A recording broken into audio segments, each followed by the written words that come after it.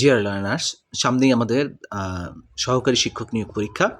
সেই সহকারী শিক্ষক নিয়োগ পরীক্ষায় জ্যামিতি যে কমন প্রশ্নগুলো থাকে, সেই কমন প্রশ্নগুলোর আলোকে এবারের আমাদের আয়োজন। জ্যামিতিতে আমি কথা না বাড়িয়ে সরাসরি আমি গাণিতিক সমস্যাগুলোতে সমাধানে যাই।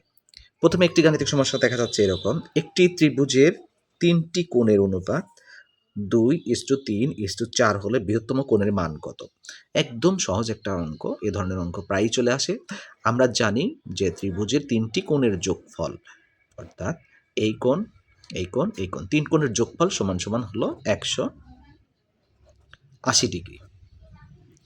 180 ডিগ্রি যদি হয়, এইখানে দেওয়া আছে 3টা কোণের অনুপাত, অর্থাৎ এই কোণের অনুপাতগুলো দেওয়া আছে এইরকম 2:3:4, এবং এই অনুপাতগুলোকে আমি যদি কোনো চলক দ্বারা গুণ করি তাহলে সেটা কোণের পরিমাণে কনভার্ট হবে।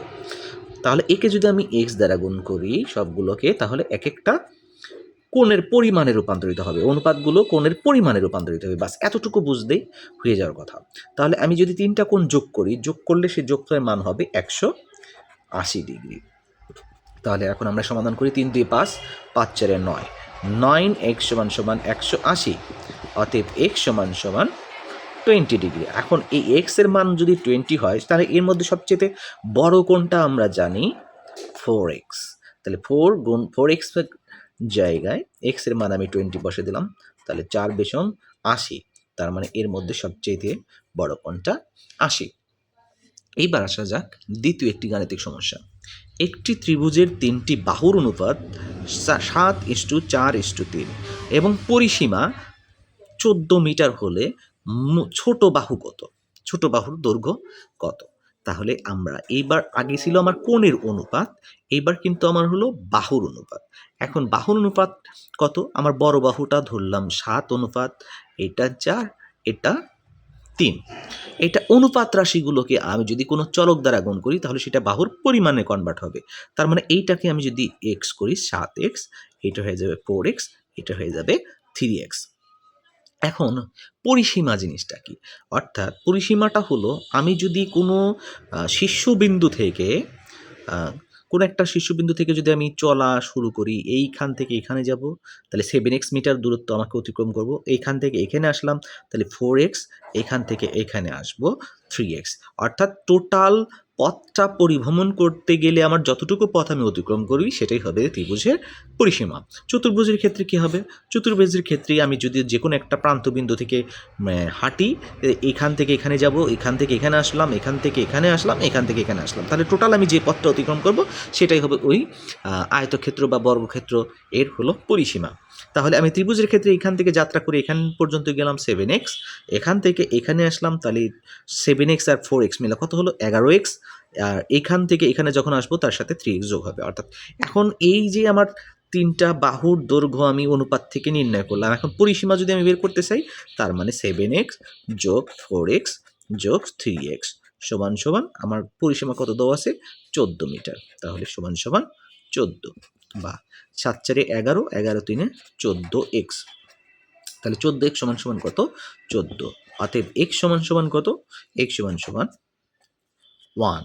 এখন আমাকে বলছে ছোট বাহুর দৈর্ঘ্য কত? এর মধ্যে ছোট বাহু কোনটা? 3x। তাহলে 3 সাথে আমি যদি x এর মান 1 গুণন করি, 3 একে 3, তাহলে ছোট বাহুটাই হবে আমার 3। বাস এইবার আরেকটা আসি। একটি কোণের মান তার পূরক কোণের অর্ধেকের সমান। কোণটির মান কত? ভালো করে বোঝেন, একটি কোণের মান তার পূরক কোণ। এখন এই কোণ আর পূরক কোণের আমি কথা বলেছি, যদি দুটি কোণের সমষ্টি যদি 90 ডিগ্রি হয়, কত ডিগ্রি? যেমন এক্স আর একটা কোণ হলো ওয়াই, এই দুটি কোণের যোগফল যদি আমার 90 ডিগ্রি হয়, তাহলে তারা একে অপরের পূরক কোণ। তাহলে আমি এটা কিন্তু রাশি আমার পড়ারই দরকার নেই, আমি কিন্তু এমনি বের করা সম্ভব। কেমনে? আপনি একটা জিনিস দেখেন আপনারা, যে কোণটা কি হতে হবে? পূরক কোণের অর্ধেক হতে হবে। তাহলে এইখানে যে কোণটা দেওয়া আছে, যে কোণটার মান তার পূরক কোণের অর্ধেক, পূরক কোণের অর্ধেক, তাহলে আমি এখানে 60-এর অর্ধেক কত করব? 60-এর অর্ধেক 30, 45-এর অর্ধেক কত? 22.5, এখানে 30-এর অর্ধেক কত? 15, 25-এর অর্ধেক কত? 12.5। এখন এই দুইটাগুলো আমরা যোগ করব, দেখব কোনটার ক্ষেত্রে 90 হয়। তার মানে বোঝা যাচ্ছে 60 আর 30 মিলে কত হয়? 90। তার মানে এইটাই হবে হলো মান। এখন এইটা যদি আমার গাণিতিকভাবে আমি নির্ণয় করলে, হয়তো আমরা এটা হিসাবটা মনে করতে পারলাম না, বা আমাদের মাথায় হয়তো এইভাবে ঢোকে নাই, তাহলে একটি কোণের মান, তাহলে এই কোণটা হলো আমার হলো এক্স, তার পুরো কোণের অর্ধেকের সমান। তার অর্ধেকের সমান মানে কি? তাহলে এ আর একটা কোণ হলো এই কোণের অর্ধেক, তাহলে x/2। তাহলে এই একটা কোণ এক্স আর একটা কোণ এইটা কোণের অর্ধেক, তার মানে আমি কি তাকে 2 দিয়ে ভাগ দিলাম, এই দুইটা যোগ করলে আমার কত হবে? 90 ডিগ্রি।